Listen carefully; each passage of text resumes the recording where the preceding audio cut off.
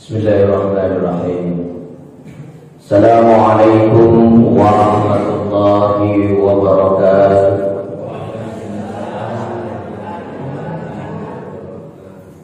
Innal hamdalillah nahmaduhu wa nasta'inuhu wa nastaghfiruh wa na'udzu billahi min shururi anfusina wa sayyiati a'malina may yahdihillahu fala mudilla lahu wa may yudlilhu fala hadiya lahu. أشهد أن لا إله إلا الله وحده لا شريك له وأشهد أن محمدا عبده ورسوله لا نبي بعده اللهم صل وسلم وكرم على سيدنا ومولانا وحبيبنا وشفيعنا وقدوتنا محمد صلى الله عليه وسلم. بسم الله الذي لا يضر مع اسمه شيء في الأرض ولا في السماء وهو السميع العليم. بسم الله الذي لا يضر مع اسمه شيء في الأرض ولا في السماء وهو السميع العليم. بسم الله الذي لا يضر مع اسمه شيء في الأرض ولا في السماء وهو السميع العليم. Sidang jamaah maghrib insyaallah sama-sama dimuliakan oleh Allah Subhanahu wa taala. Alhamdulillah, malam ini kita diperjumpakan Allah Subhanahu wa taala dalam momen pengajian rutin kita yang dulu kita lakukan secara rutin.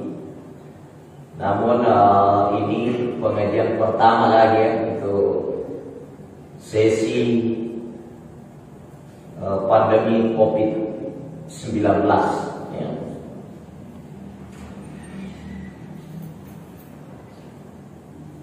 Allah Subhanahu wa taala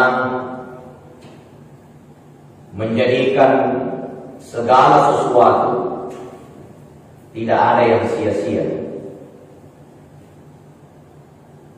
Allah Subhanahu wa taala menciptakan ular, nyamuk, cicak. Begitupun dengan berbagai macam virus. Terutama saat ini ya kita ketahui berada dalam pandemi COVID-19. Itu bukan sesuatu yang Allah Subhanahu wa taala ciptakan sia-sia. Ya. Tapi segala sesuatu itu ada hikmah yang Allah simpan. Ya, cuma kadang-kadang seorang manusia tidak bisa memahami ya, bahasa-bahasa Tuhan, tidak bisa menangkap hikmah-hikmah yang Allah Subhanahu wa taala jadikan di dalam kehidupan kita ini. Ya.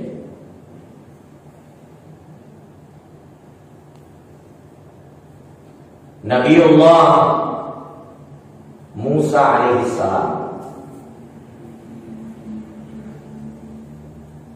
Ini Nabi Musa dalam riwayat itu adalah nabi yang keimanannya itu betul-betul berada pada puncak keimanan. Karena dia bisa berbicara langsung dengan Allah. Itu dikatakan dalam Al-Quran, wa kallamallahu Musa taklima. Nabi Musa itu berbicara langsung dengan Allah Subhanahu wa taala. Ya. Namun Nabi Musa alaihi salatu wassalam juga bertanya kepada Allah, ya, bagaimana mencari keadilan Allah. Ya. Tentu kalau kita melihat saat ini ya, seperti dalam pandemi COVID-19 ini, ya, banyak saudara-saudara kita mencari keadilan Allah. Dia katakan sedangkan pasumpahnya akan nama tu corona, ya. Sedangkan ahli ibadah akan nama tu corona, ya. Ya. Kenapa itu? Banyak orang juga doanya luar biasa, tapi hidupnya begitu-begitu saja. Ya. Inilah pertanyaan-pertanyaan hamba ya, yang justru sebenarnya sebelum kita mempertanyakan hal itu juga pernah dialami oleh Nabi Musa alaihissalam. Iya. Nabi Musa alaihissalam suatu ketika dia minta sama Allah, ya Allah, kenapa ada orang kau masukkan surga, ada orang kau masukkan dalam neraka, sedangkan engkau sendiri yang menghidupkan, engkau yang mematikan, engkau yang memberi rezeki, engkau yang memberi kesempitan, engkau yang memiskinkan, engkau yang memberi penyakit, engkau yang menyembuhkan penyakit, engkau yang kuasa atas segalanya. Lalu kenapa ada kau masukkan dalam surga, ada yang engkau masukkan ke dalam neraka? Nah, itu pertanyaan Nabi Musa kepada Allah. Apa jawabannya Allah? Ya Musa, kamu tidak bisa mencapai keadilanku hanya dengan ilmu. Ya. Wa ma utitum minal ilmi illa qalila. Saya tidak memberikan ilmu itu kecuali hanya sedikit saja. Ya. Dewa Miriam pati sengengi rilebuk nalino, saya tidak menyebarkan ilmu itu kecuali sedikit sekali saja. Hingga Nabi Musa mengatakan, ya Allah, saya tahu ilmu yang kau cucurkan hanya sedikit, tapi saya yakin engkau mampu berbuat apa yang kau inginkan. Ya. Sebagaimana Allah berfirman, ya, bahwa Allah itu fa'alun lima yurid. Allah itu berbuat apa saja dia mau. Ya, Allah bisa memberikan orang dengan usaha, Allah bisa memberikan tanpa usaha, Allah bisa memberikan bertentangan dengan usaha. Intinya fa'alun lima yurid. Allah berkehendak sesuai dengan semua maunya. Si elo-elo tidak diintervensi oleh makhluk. Ya. Hingga Nabi Musa mengatakan, ya Allah, dengan kekuasaanmu pasti kau bisa menunjukkan keadilanmu kepada saya. Akhirnya Allah Subhanahu wa taala perintahkan Nabi Musa, ya Musa, kamu pergi ke lereng gunung Tursina. Ya. Nabi Musa disuruh pergi ke sebuah lereng gunung. Yang di samping gunung itu ada air yang selalu memancarkan air bersih. Ada mata air yang selalu mengeluarkan air bersih. Akhirnya hasil Nabi Musa alaihissalam melaksanakan perintah Allah. Dia pergi ke lereng gunung, dia berlindung, ya, melindungi. Dia berlindung di lereng gunung itu, kemudian dia berdoa kepada Allah. Ya Allah, segala perintah yang lakukan, tunjukkan keadilan. Nabi Musa alaihissalam duduk di lereng gunung itu, dia tafakur, dia berpikir, melihat apa maksudnya Allah suruh saya ke sini. Akhirnya Nabi Musa alaihissalam dia menunggu di situ dengan berzikir, dia bertafakur kepada Allah. Tiba-tiba ada orang datang berwudu, ya, berwudu di lereng gunung itu, di air bersih tadi. Nabi Musa tidak bergerak. Setelah Nabi Musa alaihissalam melihat orang itu memperhatikan dia berwudu, ternyata orang ini yang berwudu tadi membawa uang 100 dirham dalam kantongan. Ya, dia bawa uang karena dia orang kaya. Ada uang dia bawa dalam kantongan itu sebanyak 100 dirham. Dia simpan dia ganti dulu di situ ya, di tempat dekat tempat wudu. Kemudian dia berwudu. Selesai dia berwudu, dia masuk untuk melaksanakan sholat. Dia lupa mengambil itu uangnya di tempat wudu sebanyak 100 dirham. Kemudian alhasil selanjutnya ada anak muda juga datang ke tempat itu. Dia mengambil air, ya, di mata air bersih tadi. Pada saat anak muda ini mengambil air, dia lihat ada kantongan. Kemudian dia mengambil itu kantongan, dia buka, ternyata isinya uang. Ya. Ternyata duit ini sudah digalakan. Akhirnya dia mengambil itu uang. Nalarian di lesu, ini anak muda. Akhirnya tidak lama kemudian datang lagi orang buta. Ya, atau buta. Orang buta ini dia juga mengambil air wudu di mata air bersih tadi. Kemudian setelah dia mengambil air wudu di situ, selesai sholat tadi orang yang pertama tadi, yang lupa uang. Selesai dia melaksanakan sholat, dia datang. Kemana uangku di sini? Apa kata orang buta itu? Saya tidak tahu. Apa kata orang ini? Tidak mungkin kau tidak tahu, karena tidak ada orang di sini, cuma kamu yang ada di sini. Dia bilang, saya tidak tahu, demi Allah saya tidak mengambil uang. Iya. Karena ini tadi orang yang kehilangan uang melihat kiri kanan tidak ada orang satupun, maka dia yakin dia mengambilnya adalah orang buta ini, karena tidak ada orang yang lain. Akhirnya ini tadi orang yang kehilangan uang selesai berwudu, orang buta ini, dan dia tidak mau mengaku, orang buta tidak melihat, demi Allah tidak ada saya ambil. Kemudian emosi tadi orang yang selesai melaksanakan sholat ini yang kehilangan uang, kemudian dia langsung penggal lehernya ini orang buta. Nah, cabut di bangkunya, dia cabut itu pedangnya, kemudian dia tebas lehernya, langsung meninggal dunia. Ini orang buta tadi. Nabi Musa alaihissalam dari kejauhan di lereng gunung itu emosi. Ya Allah, di mana letak keadilanmu? Apa salahnya tadi itu orang buta? Dia tidak mencuri, dia hanya datang untuk berwudu. Tiba-tiba ada anak muda mengambil itu uang, dan ternyata orang yang kehilangan uang salah alamat. Dia tebas lehernya orang buta. Pertama dia buta, yang kedua dia lemah, yang ketiga kenapa dia ditebas lehernya? Apa kata Allah? Ya Musa, sudah kukatakan, kamu tidak mengetahui bagaimana rahasia keadilan saya. Apa kata Nabi Musa? Ya Allah, saya betul-betul tidak. Dia berpikir, dia bertafakur, dia bertazakkur, senantiasa berzikir kepada Allah. Alhasil Allah Subhanahu wa taala memberikan jawaban kepada Nabi Musa. Ya Musa, ketahuilah bahwa orang yang kehilangan uang itu adalah orang kaya. Ya, orang kaya yang dulunya mempekerjakan orang tuanya itu anak. Kemudian orang kaya ini tidak membayar gajinya orang tuanya itu anak tadi, anak muda. Kemudian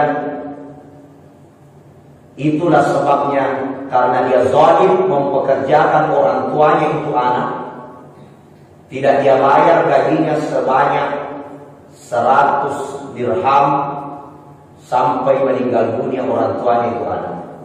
Maka orang kaya tadi yang kehilangan uang itu dulunya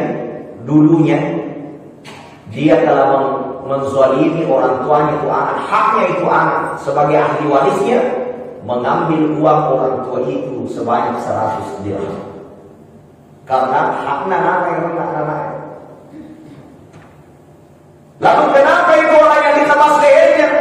Kemudian Allah katakan, ya Musa, itu tadi orang yang ditebas lehernya, itulah yang membunuh orang tuanya ini pencuri. Ini anak yang mengambil uang tadi. Bisa dipaham? Alur ceritanya dipaham? Saya ulangi, kurang jelas ya. Orang yang kehilangan uang tadi, dulu dia adalah majikan yang mempekerjakan orang tuanya itu anak muda, yang mengambil uang 100 dirham. Sampai meninggal dunia tidak dibayar upah gajinya sebanyak 100 dirham. Dan Allah menunjukkan keadilannya, anak muda ini mengambil uang 100 dirham itu.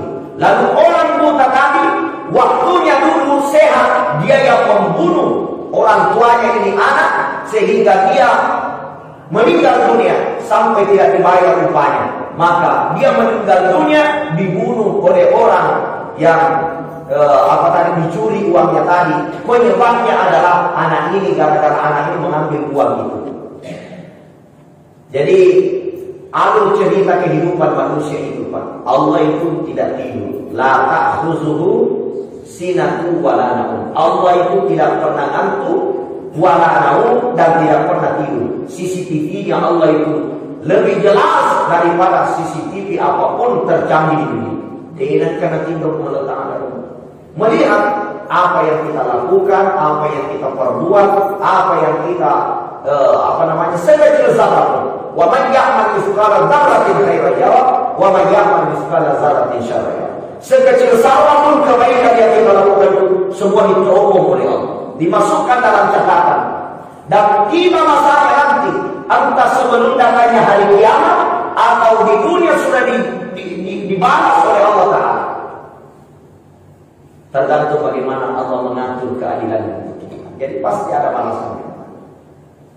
Lalu ada seorang ulama bertanya, bagaimana ketika keadilan Allah Subhanahu wa Ta'ala itu ditunjukkan kepada kita ketika kita telah banyak dosa, apakah itu akan dibalas oleh Allah? Maka dijawab oleh Syekh Athaillah As-Sakandari kepada seorang ulama itu, apa kata Syekh Athaillah? Kecuali illa taubah, kecuali orang yang betul-betul tobat nasuha. Ya, tobat apa? Kalau kita pernah menzalimi orang, jangan merasa bahwa kita telah beruntung. Tidak ada keberuntungan bagi orang yang zalim. Sekali lagi saya bilang itu, tidak ada keberuntungan bagi orang yang zalim.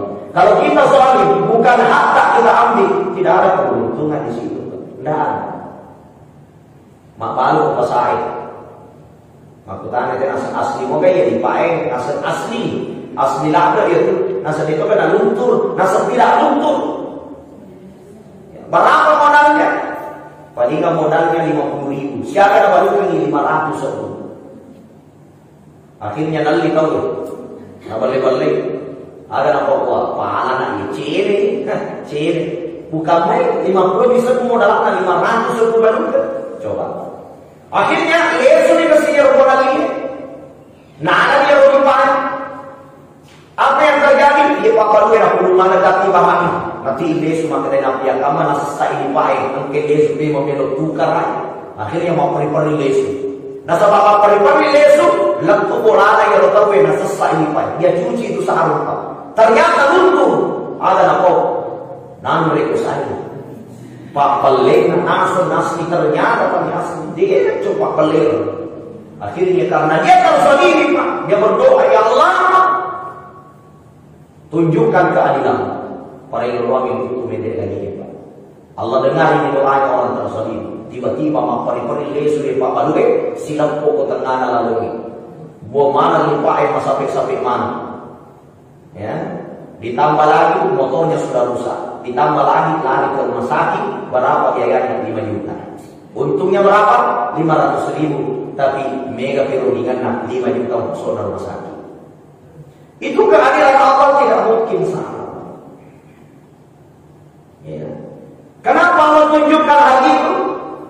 La ta'khuzuhu sinatun wa nawm. Allah itu tidak tidur, Allah itu tidak ngantuk melihat apa yang kita lakukan. Ya. Maka dari itu jangan pernah berniat untuk zalim kepada orang lain. Maka jemaah dirahmati Allah, ya, untuk materi pembukaan kita ini, ya, insyaallah kita masuk di sirrut tathhir, rahasia penyucian diri, ya, itu dalam kitab Al-Hikam, ya, rahasia bersuci, ya. Dalam Al-Quran itu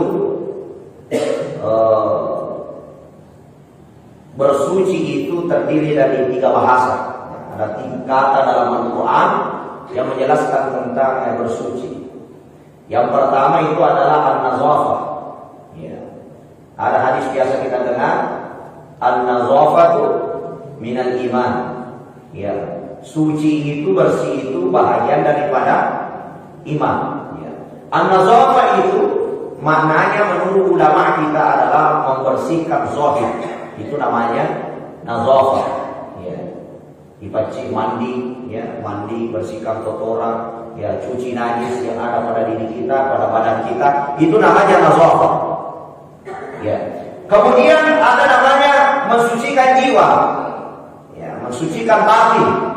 Itu dalam bahasa Arabnya itu at-tazkiyah, ya, at-tazkiyah. Qad aflaha man tazakka wa qad khaba man Qad aflaha man zakkaha wa qad khaba man dassaha. Ya. Jadi kata tazkiyah itu membersihkan hati, jiwa, batin. Kemudian ada lagi namanya at-tahara. At-tahara itu universal. Ya, pemakaian tahara berarti itu membersihkan lahir dan batin. Ya, at-tahara, ya, at-tuhuru syatrul iman. Ya. Bersih itu bahagian daripada iman. Ya, jadi kalau tahara itu sudah mencakup bersih hati, bersih jiwa. Makanya itu ada dalam Al-Quran itu la yamassuhu illa mutahharun. Ya, jangan menyentuh Al-Quran kecuali dalam keadaan mutahharun, suci. Imam Syafi'i mengatakan suci di sini suci lahir dan batin. Makanya Imam Syafi'i itu tidak membenarkan menyentuh Al-Quran bagi wanita yang haid. Tidak dibenarkan menyentuh Al-Quran bagi orang yang tidak ada wudu. Ya, makruh menurut Imam Syafi'i. Ya, kenapa? Karena kalimat dalam Al-Quran itu digunakan kata at-tuhur. Ya, la yamassuhu illa mutahharun. Kata mutahharun itu adalah suci lahir batin. Ya. Apapun yang kita ingin lakukan itu, perintah agama itu adalah bersuci dulu. Itu di dalam surah Al-Baqarah ayat 151. Kama arsalna fiikum rasulan minkum yatslu 'alaikum ayatina wa yuzakkikum wa yu'allimukumul kitaba wal hikmah. Jadi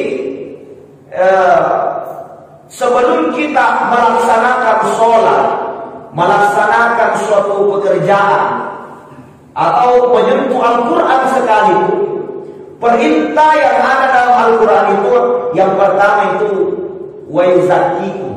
Ya, sebelum belajar itu, sebelum makbul kita belajar itu, kita diperintahkan dulu wa yuzakkikum. Baru wa yu'allimukum, baru belajar. Ya. Jadi bersih dulu. Coba kita lihat Pak itu. Apa bedanya itu dosen, guru besar, profesor, doktor dengan kiai ulama? Ya. Yang membedakan itu ulama itu sebelum mengajar, ya dia wudu, dia bersihkan dulu hatinya, ya dia berdoa dulu kepada Allah. Dengan kebersihannya itu baru dilihat wajahnya, Pak. Itu ada aura, ada nur, ada cahaya. Ya. Nampaknya isi untuk menyambut pakai dan dingin. Ya. Tapi banyak itu profesor doktor, kalau misalnya ada kota, dia kunjungi kiri-kiri di pakai dan dingin. Nah, ini namanya apa pakai dan dingin? Kenapa? Karena dia mengajar dalam keadaan tidak yuzakkikum. Dia tidak sucikan dulu batinnya sebelum dia mentransfer ilmu. Ya. Itu. Orang yang suci hatinya itu ada dalam satu hadis ini ya. Dalam kitab Lubabul hadis itu dikatakan man nazara ila wajhil alim, ya. Siapa yang menatap wajah al-alim, ulama, ya. Siapa yang menatap wajah ulama, ya. Nazaratan fa fariha biha khalaqallahu ta'ala min tilkan nazara malakan yastaghfir lahu ila yaumil qiyamah. Allah akan menciptakan satu malaikat. Coba, siapa yang senantiasa menatap wajah ulama? Ya, kemudian di sini dikatakan nazaratan, dengan satu pandangan yang mendekatkan kepada Allah, yang membuat dia ingat kepada Allah. Jadi ada syaratnya. Wajah ulama yang ketika ditatap membuat kita ingat kepada Allah. Di sini dikatakan khalaqallahu ta'ala min tilkan nazarati malakan. Allah menciptakan satu malaikat. Dan malaikat itu adalah malaikat malakan, malaikat khusus. Yastaghfiru lahu ila yaumil qiyamah. Malaikat itu selalu berdoa sampai hari kiamat, mendoakan apa? Keselamatan dan ampunan bagi orang yang senantiasa menatap wajah ulama dengan menatap rahmat, menatap yang mengingatkan kepada Allah. Nah itu kan. Makanya kita datang itu bermuajah itu kan. Ya, ulama-ulama seperti di Timur Tengah, di Yaman, di Makkah, di Madinah, itu ulama-ulama yang kasyaf, ya, ulama-ulama yang wabah. Itu memang didatangi, Pak, dicium tangannya, ditatap wajahnya. Ini jaminannya Rasulullah. Orang yang senantiasa menatap wajah ulama, ya, kemudian dia menatap wajah ulama, nazaratan dengan tatapan yang penuh dengan rasa zaud, ingatan kepada Allah, mendekatkan kepada Allah. Apa kata Nabi? Allah akan ciptakan itu satu malaikat khusus, satu malaikat khusus. Tugas malaikat itu ditugaskan menjaga ini orang. Ya, itu. Makanya takzim kepada ulama, apa kata Imam As-Suyuti, menghargai ulama, menghormati ulama, ya, itu sama dengan menghormati dan menghargai Rasulullah. Takzim ila Rasulullah sama dengan hormat kepada Rasulullah. Dan siapa yang menatap wajahnya Rasulullah, ya, walaupun di dalam tidur, coba lihat hadisnya, walaupun an-nazaratu ila wajhil ulama'i fa huwa ibadah. Itu kata Imam An. Menatap wajah ulama itu adalah ibadah karena seakan-akan ia menatap wajahnya Rasulullah. Ya, artinya al-ulama warasatul anbiya, ulama itu adalah pewaris Nabi. Ya. Kemudian apa kata Nabi? Orang yang menatap wajahnya Rasulullah, ya, walau fi naumihi, walaupun hanya di dalam tidurnya, artinya mimpi, dalam mimpi saja cuma menatap wajahnya Rasulullah. Apa kata Rasulullah? Orang itu sudah dijamin, ada stempel Pak dari Rasulullah. Ini jaminan. Apa kata Rasulullah? Ayyuraddu alaih dakhalal jannah, dipastikan, dijamin dia masuk ke dalam surga. Coba. Jadi kalau ada orang itu mimpi ketemu Rasulullah, itu sudah dijamin itu masuk surga. Itu sudah jaminan. Kenapa dia dijamin? Pak, salah satu wajah, satu-satunya wajah yang tidak bisa diserupai oleh malaikat dan iblis. Malaikat sekalipun, apalagi iblis, adalah wajahnya Rasulullah. Jadi jin itu tidak bisa menyerupai wajahnya Rasulullah. Jin yang bintang, bahkan bosnya jin itu dalam satu riwayat adalah ifrit. Itu ifrit itu alasan naik musnah jin. Dia bisa menyerupai semua yang ada di dunia. Bisa jadi pocong, bisa jadi makhluk, bisa bahkan bisa jadi manusia. Bahkan bisa menyerupai manusia. Umpamanya ini orang sudah meninggal dunia, ya, 1 bulan kemudian dia hidup kembali. Jalan-jalan dia bisa. Apa itu jin ini? Ya. Tapi satu-satunya wajah yang tidak bisa diserupai adalah wajah Rasulullah sallallahu alaihi wasallam. Tidak bisa menyerupai wajahnya Rasulullah sallallahu alaihi wasallam. Itu kemuliaannya Rasulullah. Maka Nabi katakan, siapa yang pernah bertemu dengan saya, walau hanya fi naumihi, dalam tidurnya, dalam mimpinya, maka dia sudah ada stempel Pak, jaminan pasti masuk ke dalam surganya Allah Subhanahu wa taala. Makanya salah satu doa Syekh Athaillah Sekandari, bahkan seluruh para ulama, Syekh Alawi Al-Maliki, termasuk bagaimana kita dengar kisahnya Imam Al-Ghazali, bagaimana kisahnya Ibnu Arabi, bagaimana kisahnya para ulama-ulama yang dahsyat, ya. Itu doanya, ya Allah, sebelum Engkau mencabut nyawaku, jumpakan saya dengan Rasulullah walaupun hanya dalam mimpiku. Itu doa. Karena orang yang pernah bermimpi ketemu Rasulullah itu tidak ada bencana, masuk neraka. Itu. Dan Rasulullah itu tidak sembarang bisa dijumpai. Cuma banyak orang mengaku-ngaku ketemu Rasulullah. Ini yang bahaya nih, mengaku-ngaku ketemu Rasulullah. Itu jemaah dirahmati Allah Subhanahu wa taala. Jaminan Rasulullah, siapa yang pernah menatap wajahku, maka dia pasti masuk ke dalam surga. Itu jaminan Rasulullah. Jadi para sahabat yang melihat wajahnya Rasulullah, ada 10 sahabat yang dijamin masuk surga.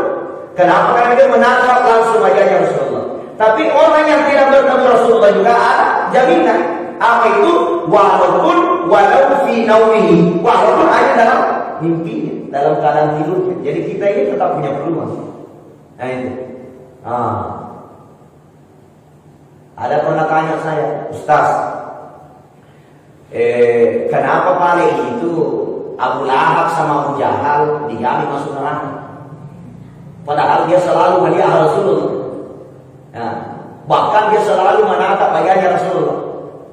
Ya, termasuk pamannya Rasulullah.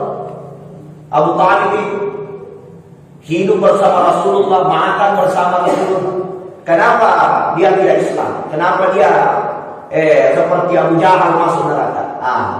Mak bicara hakiki sih kono. Abu Jahal melihat Muhammad, dia melihat hanya sebatas manusia biasa, bukan menatap sebagai Rasul. Dia hanya melihat sebagai manusia biasa. Siapa Muhammad? Muhammad manusia biasa, ya. Bukan menatap sebagai Rasul, bukan menatap sebagai wali, bukan menatap sebagai orang yang sakral di sisi Allah Subhanahu wa taala. Dia hanya melihat secara basyariah, dia tidak melihat secara nuriyah, secara hakikiyah. Dia hanya melihat secara pandangan kasat mata, tapi dia tidak melihat secara nurani, secara nur, ya. Dia tidak menangkap secara hakiki, ya. Jadi begitu juga dengan ulama. Dua orang yang menatap seorang ulama, ya, ahli ibadah yang dekat dengan Allah, yang hatinya itu memang tembus dengan Allah. Tapi satu menatap dia sebagai orang yang dimuliakan Allah, satu menatap biasa-biasa saja. Tergantung bagaimana hidayah yang Allah berikan dalam hati kita. Jadi bukan gampang itu, bukan gampang menjadi orang yang dikaruniakan hidayah cinta kepada ulama. Ya, itu tergantung hidayah dari Allah Subhanahu wa taala. Iya. Makanya itulah yang dimaksud bagaimana kita ini senantiasa mensucikan diri. Itu penting dulu, sucikan hati. Karena kalau orang itu suci hatinya, itulah yang akan merasakan baiti jannati. Rumahku adalah surga. Itu kondisi hati, bukan kondisi harta. Banyak orang rumahnya bertingkat-tingkat, akan tetapi rumahnya rasa sakit. Ya, terima kasih kami bapak kita dia juga nyaman di masa mati ke tuna bola. Anak-anak di dalam telinga ada, lantai nanti di dia juga tidak ada. Kenapa rumahnya berlantai 5 full AC tapi tidak ada baiti jannati, tidak ada rumah surga. Yang ada itu ya baiti nari, rumahku adalah neraka. Ya. Yang dia rasakan itu rumahnya kayak rumah sakit saja. Malah sama anak di sana. Punya mobil mewah, buat apa punya mobil mewah? Kalau rasanya rasa ambulans. Ya nampak dua orang isi nasi tangan mina sepi. Ayo, dimasuk sama orang mina. Ini namanya apa? Naik mobil mewah. Kenapa secara hakikat mereka tidak senang, tidak ada barokah, tidak ada nur, tidak ada hakikat, tidak ada. Jadi buat apa punya rumah mewah kalau rasa rumah sakit? Buat apa punya mobil mewah kalau rasa ambulans? Tidak ada ketenangan maksudnya. Iya, itu pentingnya bersuci. Sucikan diri sebelum beraktivitas. Apa itu sucikan diri? Syaikhullah mengatakan 2. Pertama, tazkiyah, ini hati, bersihkan hati. Ya. Yang kedua, ya, nazafah, bersihkan badan kita. Kita berwudu itu bukan hanya sekedar melaksanakan zahir saja. Kita itu kalau wudu, kenapa kita pelan-pelan dalam berwudu? Ya, karena dalam wudu itu ada sirrul wudu, ada rahasia-rahasia dalam wudu. Ketika mencuci tangan, kita diajarkan ya bagaimana kita ini berniat agar dosa-dosa kita ini dilunturkan oleh Allah. Ya Allah, tanganku ini banyak menyentuhkan haknya ya Allah. Ya Allah, ampuni dosa tanganku. Itu kan? Ya. Mengusap wajah, ya Allah, hadirkan cahaya di dalam wajahku sehingga setiap orang yang menatapnya Engkau membuatnya senang. Ya Allah, jadikan wajahku ini wajah yang senantiasa ditatap oleh para malaikat. Ya Allah, jadikan wajahku ini bercahaya di hari kemudian. Itu ada sir dalam wudu itu. Yang pilih majeleka yang penting ibisya. Tidak selesai wudu Allahu Akbar, sami Allahu liman hamidah, Allahu Akbar, Allah. Tidak ada nur di dalamnya, tidak ada cahaya. Ya. Karena kenapa? Karena bersucinya bermasalah. Ini bersuci Pak, saking pentingnya ini, Saya perhatikan itu dalam beberapa literatur. Ya, bersuci berwudu lah ya, berwudu. Satu-satunya perintah di dalam Al-Quran itu dijelaskan secara terinci, secara spesifik. Itu bersuci. Salat sendiri tidak. Dalam Al-Quran itu cuma diperintahkan aqimis shalah, dirikanlah salat, aqimis shalah wa atuz zakat. Tidak ada itu. Bagaimana cara-cara salatnya? Caranya salat Rasulullah yang jelaskan. Ya, sallu kama ra'aitumuni usalli. Salatlah kamu seperti aku salat. Ya, Rasulullah yang bilang. Tapi kalau wudu terperinci. Coba lihat. Idza kuntum ila shalah fabsiru wujuhakum wa aydiyakum ila al-marafiq famsahu bi ru'usikum wa arjulakum ila al-ka'bayn. Kalau kamu berwudu itu cuci muka, ya, kemudian cuci tangan sampai siku, kemudian cuci kepala, kemudian cuci kaki, terperinci. Nah, itu salah satu sinyal bahwa bersuci itu bukan persoalan kecil, kan? Sampai-sampai Imam Al-Ghazali mengatakan, sunnah muakkadah itu setiap batal wudu lagi. Karena memang ada hadisnya, siapa mati, siapa meninggal dunia, mamada gigi otomatis, siapa orang yang mati riwayat diwudui di dalam bacaan itu ada wudu, ya, artinya dia suci berwudu. Fa yuradul malaikati ajma'in, maka malaikat itu akan datang mendoakan dan mensolatinya. Jadi itu orang yang mati dalam wudu itu insyaallah matinya nanti itu disolati oleh malaikat. Gitu kan. Ya, makanya ini nasab toriolo cuma ini dia salah tafsir. Ini orang nasab toriolo jadi terluka. Ya saja dia terluka. Tetuan kok rusak si jene macam sih, rusak jene macam sih. Tapi ternyata jene bawa Yunus. Bagaimana roh jene nama tinggi? Bagaimana jene nama tinggi? Ya itu tadi.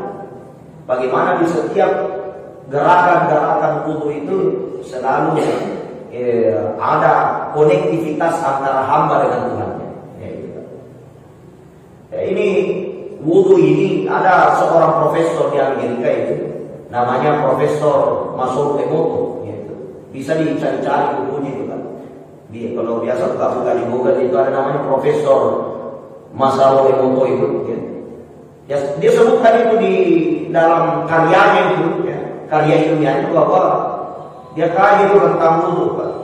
Ya, dia kaji tentang wudu. Ya.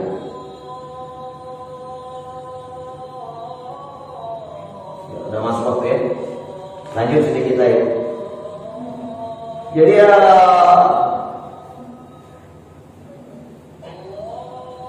ada seorang profesor di Amerika ya. Itu dia bukan muslim. Tapi salah satu yang ajaib dari yang dia temukan dari wudu itu, dia kaji pertama itu kenapa umat Islam itu diperintahkan berwudu. Dan yang menjadi rukun dari wudu itu adalah mencuci bagian-bagian sentral saraf, pusat-pusat saraf, seperti tangan sampai siku itu pusat saraf itu. Di wajah seluruh pusat daripada tubuh kita itu ada di wajah itu. Seluruh permasalahan dalam tubuh itu akan nampak di wajah. Kemudian ahli refleksi sekalipun itu bisa mengobati seluruh permasalahan tubuh ada di telapak tangan. Dan seluruh persoalan tubuh ada di kaki. Dan itu semua menjadi rukun yang terdapat di dalam wudu. Tangan, muka, kaki, kepala, itu adalah pusat saraf semua. Itulah yang dicuci dalam wudu. Maka Profesor Masaru Emoto itu mengatakan apa yang terkandung di dalam wudu itu. Ternyata dia menemukan dalam kajiannya itu, wudu itu meningkatkan temperatur kalbu, menurunkan temperatur akal. Jadi ternyata wudu itu Pak meningkatkan kekuatan hati, menurunkan kekuatan akal, menurunkan kekuatan pikiran. Makanya itu kalau kita beraktivitas di kantor, masuk waktu sholat tinggalkan, langsung pergi wudu. Kenapa? Karena temperatur akal kita itu meningkat. Kalau kita tidak segera berwudu, inilah yang banyak kena stroke, inilah banyak kena penyakit gula, inilah yang banyak kena paru-paru badan Dia pernah maju apa lupa? Dia pernah maju tahu-tahu. Kenapa? Karena temperatur otak itu meningkat, tidak segera didinginkan dengan meningkatkan keseimbangan temperatur kalbu, hati. Jadi yang bisa meningkatkan itu, menyeimbangkan tubuh itu, Pak. Karena ternyata mencuci 4 pusat saraf dalam tubuh, ya kata Mas Surahimoto itu, pusat saraf tangan, kepala, wajah, kaki itu akan menyeimbangkan frekuensi temperatur akal dan hati, Pak. Makanya orang yang selalu berwudu itu, selalu bersuci, itu hatinya itu berjalan dengan baik. Ya pokoknya karena gendek itu kalau namanya berjalan, kalau namanya berjalan, gitu. Makanya orang yang hatinya bersih itu selalu diberikan makrifat. Apa itu makrifat? Kebijakan. Ya, selalu dia bijak orangnya. Ya, makrifat itu bijak. Ya kok bertengkar dengan keluarganya, bertengkar dengan istrinya umpamanya, ya. Ya, kalau bertengkar dengan istri, ya langsung pergi berwudu. Langsung pergi berwudu. Ya, jangan lari ke awal, tapi lari ke awal. Kenapa lari ke awal langsung masalah ya langsung orang nak apa kenapa? Karena temperatur akalnya berjalan, tapi hatinya ini kosong. Makanya orang ketika emosi itu disuruh berwudu.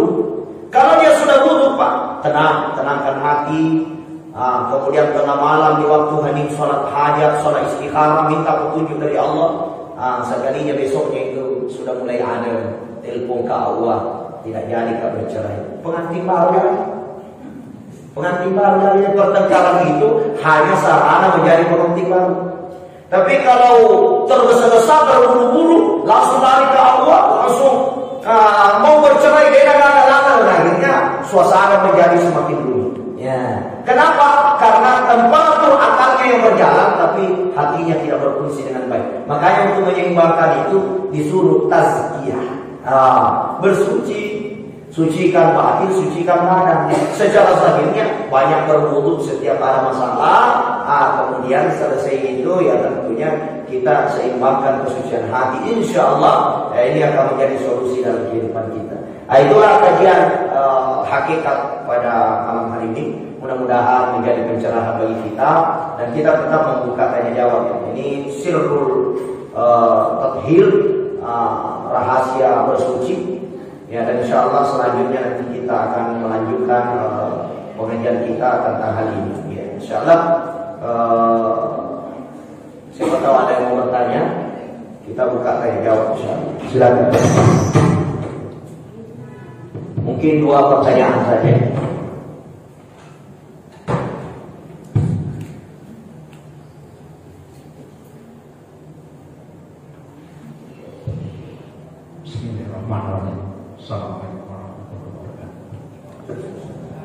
Assalamualaikum warahmatullahi wabarakatuh. Dengan tidak direncanakan, tidak disengaja, saya alhamdulillah bisa ketemu Ustaz yang saya banggakan luar biasa. Satu hal yang kami ingin petunjuk pencerahan, karena sesungguhnya inilah yang menjadi salah satu penyebab di rumah tangga, di kantor, di organisasi, di mana saja ketika ada pertemuan antara satu dengan yang lainnya. Jadi saya tadi coba hayati itu, kata kuncinya ada di hati, ada di kebersihan jiwa seperti itu. Saya kira secara teknis segala apa yang ada di dalam pelatihan materi yang penting, tapi sesungguhnya intinya saya melihatnya ada di hati. ketika ada masalah, kalau kita selesaikan dengan hati yang tenang, sejuk, solusi permasalahan pasti ada. Akan tetapi susah, bahkan hampir setiap hari saya bisa menyaksikan masalah-masalah yang kecil tetapi bukannya diselesaikan dengan mudah, malah masalah-masalah ini bisa dijelaskan kepada kami termasuk solusinya seperti itu. Agar resep-resep itu atau trik yang bisa kita lakukan. Terima kasih. Assalamualaikum warahmatullahi wabarakatuh. Ya, jadi saya kira ada kata-kata hikmah begini, tidak ada masalah yang besar apabila kita menghadapinya dengan cara yang benar. Tapi tidak ada masalah yang kecil bila kita menghadapinya dengan cara yang salah. Berarti di sini bukan masalahnya yang jadi masalah. Ya. Yang jadi masalah itu bagaimana sikap kita terhadap masalah. Nah, itu yang jadi masalah. Ya. Jadi konsepnya itu masalah tambah masalah tambah cara kita sama dengan hasil. Ya, kalau masalah ini cara kita yang salah, hasilnya sama. Kalau masalah ini kecil sekalipun, cara kita ini yang bermasalah, maka pasti akan jadi masalah. Ya, tapi kalau cara kita yang bagus, pasti tidak akan jadi masalah. Lalu bagaimana menghadapi masalah itu agar menjadi baik? Cara yang harus kita lakukan, yang agama kita tadi mengajarkan. Apabila menghadapi masalah, jangan tergesa-gesa. Jangan tergesa-gesa mengambil keputusan. Ya, makanya agama mengajarkan tadi dalam Al-Quran itu, Al-Baqarah 151 itu, bersama itu wa yuzakkikum. Lakukan dulu pembersihan diri. Ya, kalau umpamanya ada masalah kita hadapi, pembersihan diri dulu. Bagaimana pembersihan diri? Tadi checking hati kita ini. Pembersihan diri secara fikih, yaitu kita berwudu, kemudian kita sholat istikharah. Istikharah 2 rakaat, sholat hajat 2 rakaat, doa sama Allah. Ya Allah, saya hadapi masalah. Ya, ada hadis Rasulullah, tidak akan kecewa orang yang istikharah. Ya, kayaknya kita sholat istikharah saja. Sudah sholat istikharah, doa sungguh-sungguh, insya Allah pasti ada solusinya. Tapi kalau kita langsung emosi ambil keputusan, nah ini yang membuat masalah tambah masalah. Ya, makanya agama itu sangat adil, sangat sejuk. Bila kita mampu, pertama wa yuzakkikum, kita melakukan pensucian diri, kemudian wa yu'allimuhumul kitab, kemudian kita mencari solusi-solusi dari Al-Quran dan Sunnah. Ya, itu maksudnya, mencari solusi-solusi dari petunjuk-petunjuk Allah Subhanahu wa Ta'ala. Saya kira pasti akan Allah berikan jalan-jalan solusi terbaik. Ya, jadi jangan tergesa-gesa dalam mengambil keputusan, tapi libatkan Allah dalam mengambil keputusan. Nah, itu yang terpenting. Ya, apapun yang menimpa, itulah solusi dari Allah. Ya, itu kelebihannya. Kalau orang melaksanakan istiqomah. Ya, mungkin satu pertanyaan lagi baru kita tutup. Ya, silakan dari ibu-ibu, silakan.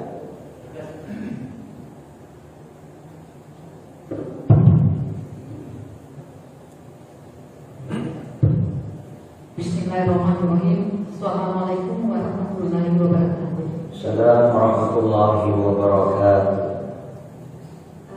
Saya sangat tertarik tadi Pak Ustaz mengatakan bahwa bila mana dalam mimpi ketemu dengan Nabi dalam masuk surga. Nah, kira-kira bagaimana Pak Ustaz kita mimpi ketemu dengan Nabi, sedangkan kita kan sedangkan dalam mimpi, sedangkan kita bermimpi artinya sesuatu yang pernah kita lihat. Nah, bisa diberikan Pak suatu bayangan dalam bentuk apa sampai bisa kita katakan bahwa saya ketemu dengan Nabi. Pak Ustaz mengatakan bahwa banyak orang yang mengaku ketemu Nabi, padahal tidak. Inilah yang saya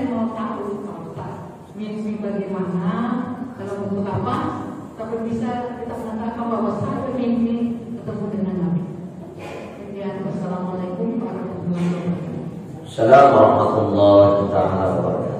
Ya. Bermimpi bertemu Rasulullah SAW. Mimpi itu adalah sesuatu yang pernah kita lihat, itu tidak mutlak. Ya. Ada mimpi yang tidak pernah kita bayangkan, tidak pernah kita lihat, dan bisa saja terjadi dalam mimpi kita. Artinya hadir kita lihat dalam mimpi. Sebagaimana orang biasa bermimpi pergi tawaf ke Ka'bah, ya padahal dia belum pernah ke Mekah. Ya, ada orang bermimpi ketemu setan padahal waktu hidup pun tidak pernah lihat setan. Artinya ada beberapa hal orang bisa mimpikan walaupun dia tidak pernah melihatnya sekalipun. Ya.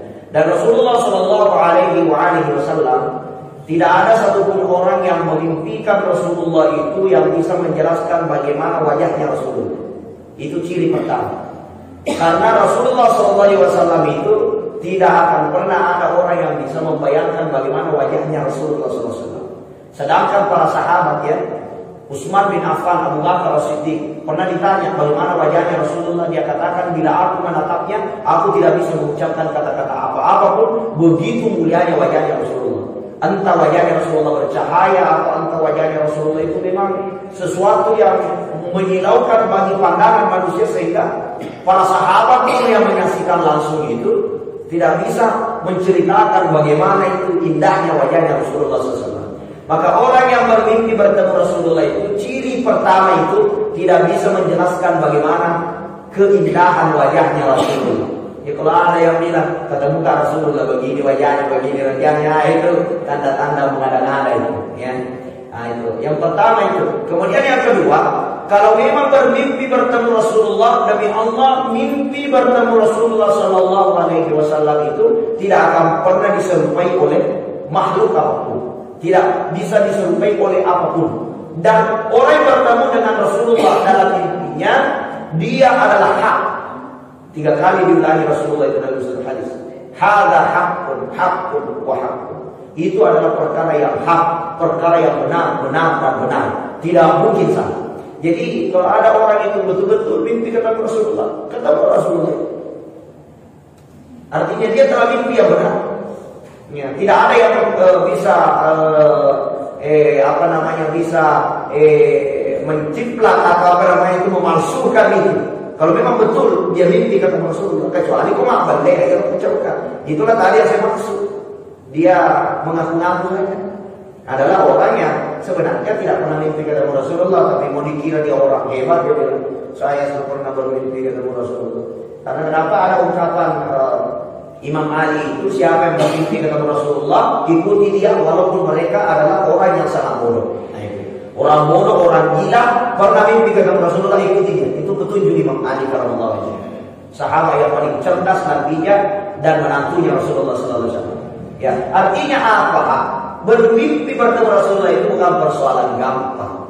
Orang yang ahli ibadah saja belum tentu bisa bertemu dengan Rasulullah, apalagi orang yang jauh dari Allah. Tapi tidak menutup kemungkinan orang yang mungkin kita lihat bodoh, tapi mungkin karena kesucian hatinya, ada amalannya yang memang amalannya itu dia ikhlas karena Allah, dia terus amalkan sampai dia mimpi ketemu Rasulullah. Saya ceritakan seorang ahli hikmah itu, ada seorang ahli perempuan itu ya, namanya